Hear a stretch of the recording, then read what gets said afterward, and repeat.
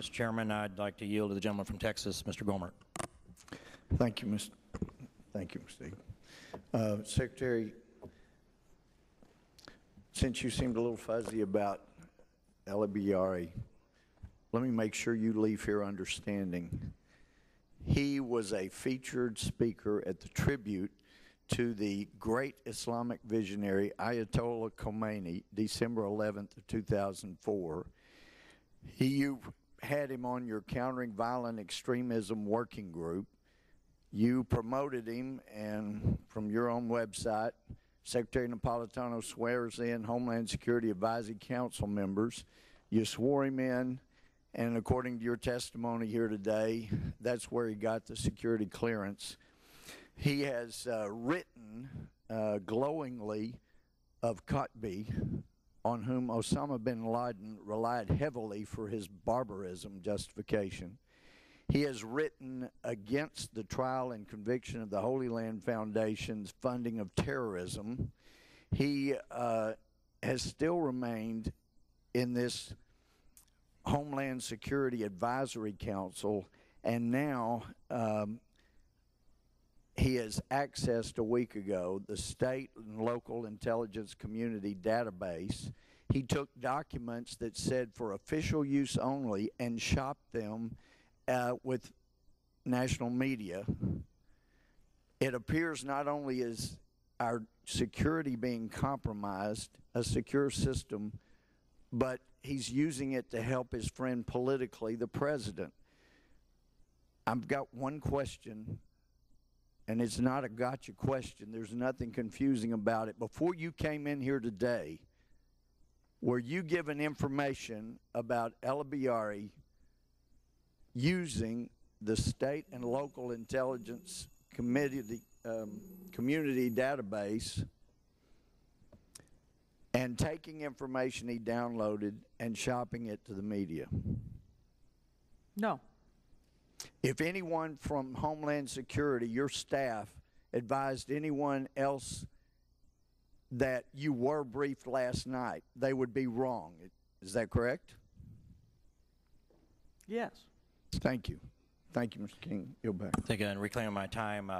Thanks for your testimony, Madam Secretary. I just caught my attention when you responded to the gentleman from Texas, Mr. Poe, and just in discussion about prosecutorial discretion, and you referenced Article 2, Section 3 of the Constitution.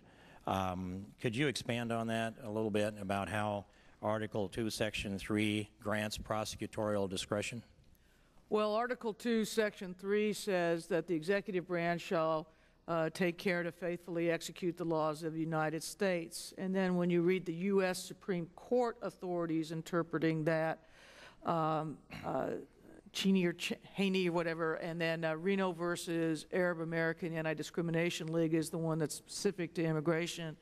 That is taken and put into the analysis of how you exercise discretion or the source of discretion thank you. in the immigration context. And I expected that would be your response. I just wanted to make the point that the Constitution doesn't say so.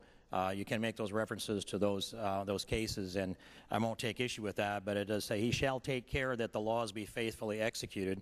I'd also point out in the President's oath, I will faithfully execute the office of President of the United States. By extension, that oath then applies to his officers that also take that oath. Would that not be correct?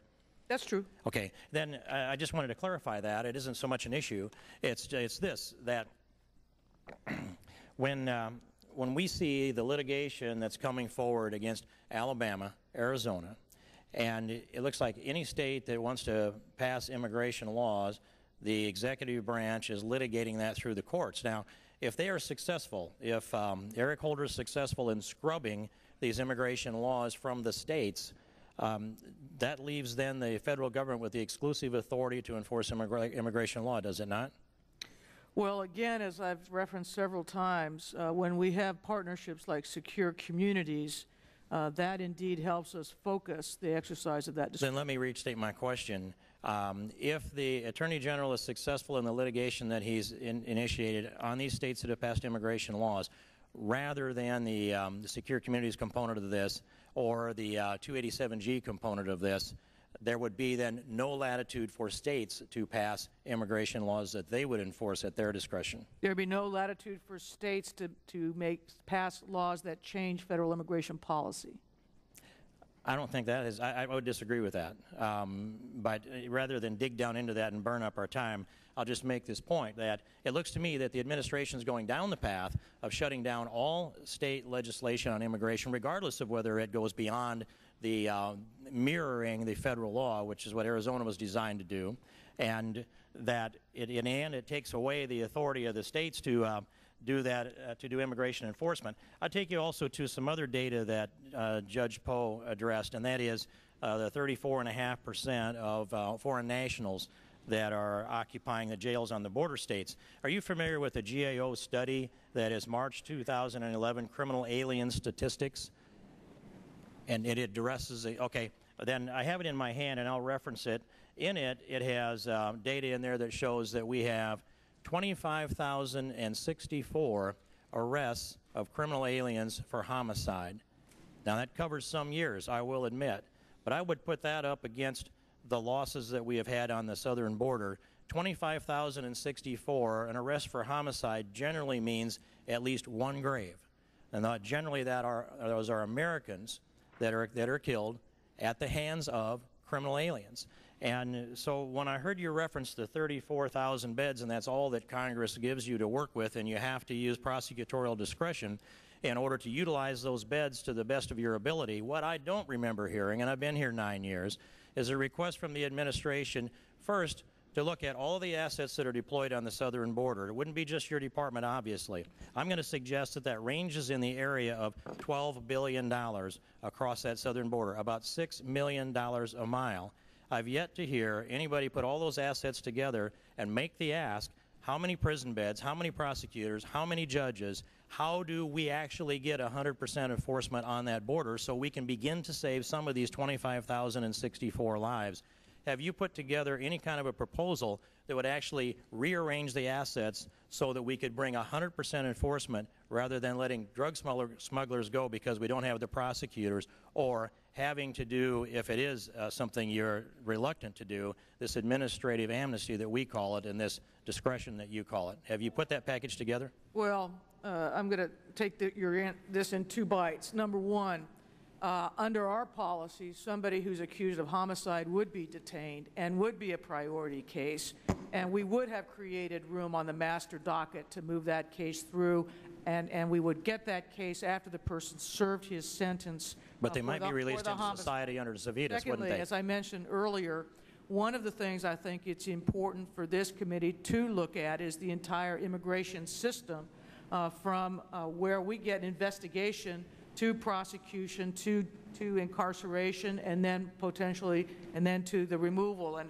each one of those crosses different federal agencies. So we have a comprehensive Southwest border strategy we use with ICE and CBP, some degree CIS. We have moved ICE resources down to the border. We have moved detention beds down to the border. We have more resources at the Southwest border than have ever existed before. But that's not to say that the Congress in its own organization doesn't have the ability to look at it overall. But what are the sum total of the assets, and what is the ask of this Congress to give you all the tools you need to give 100% enforcement on the border? The time of the gentleman's expired, but I'll allow you to answer that question and we'll move on.